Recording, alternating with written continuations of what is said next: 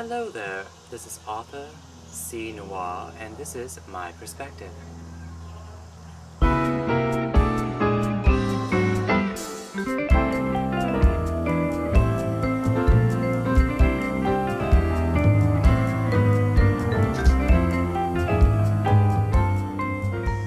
Today I was given the opportunity to look at the work of a Chris Brown from a Mason, Michigan. He submitted his works just recently, and here are 4 examples of his paintings. First painting, Blood Wrap. He seems to depict a boy in some sort of barbed wire experience, kind of an S&M bondage theme. The painting appears slightly flat, but could be done on purpose. The second painting here, Graffiti Rabbit.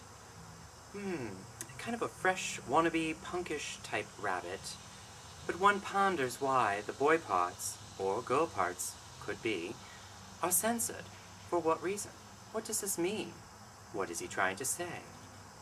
The next piece, So Damned Hot, color blocking, with sketch of a scary, possessed, bathing-capped, child-faced person, also leads us to ponder, what does this mean?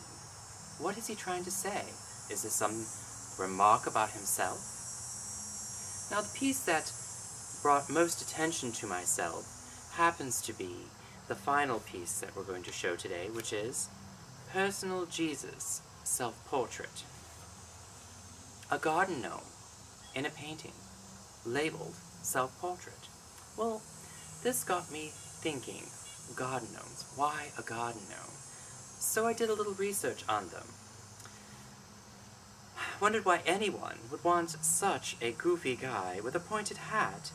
Well, especially something that would remind you of, maybe, Snow White and the 7 Dwarfs. But then again, Snow White had this desire to please all 7 dwarfs, and what was that about? One wonders. Upon further research, I found out these creatures are of the German folklore. Looking more and more at the photos of different gnomes that are out there, and this particular painting, you find yourself kind of attracted to them in some bizarre fashion. There's nothing wrong with the benefit of good luck, and they are supposed to represent good luck. They're supposed to bring luck to your garden, to your vegetables, or your flowers that may be growing. You know, I can honestly say, at this time, after researching this for the painting, I actually have a fondness for these gnomes. I used to think at one time they were just tacky yard art, that such as pink flamingos in the front yard, but there's just something more about these. History of the gnomes.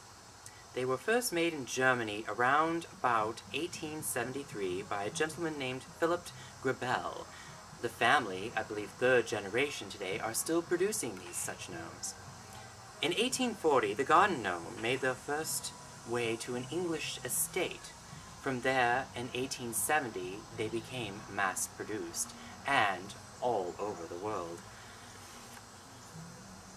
Something more about the garden gnome. These little guys are regarded as good luck charms, as I've mentioned before, and in one's house and garden, including one's house, which I did not know about before this.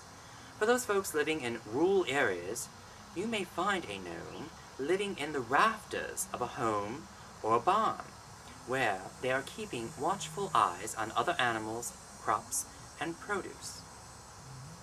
Now, knowing this information, one wonders why Chris Brown has labeled this painting a self-portrait. These attributes to the gnome, maybe he feels personally connected to them. Maybe he feels as himself a good luck charm of some sort. Maybe he feels a necessity for people to keep as an object. Quite interesting. I've recently gone out and purchased myself one of these lovely yard gnomes, and I really don't know why I did it. As you can see, my lovely gardens are growing just fine without the luck of a yard gnome. But after doing some research about these quite interesting creatures, I felt compelled to place one within my garden. Of course, in a corner that no one will see from the street view, of course. But, quite interesting. They're addictive. Maybe that's it, Chris. You're addictive. They're addictive. That could be it. Anyway, this is my perspective with Artsy Noir.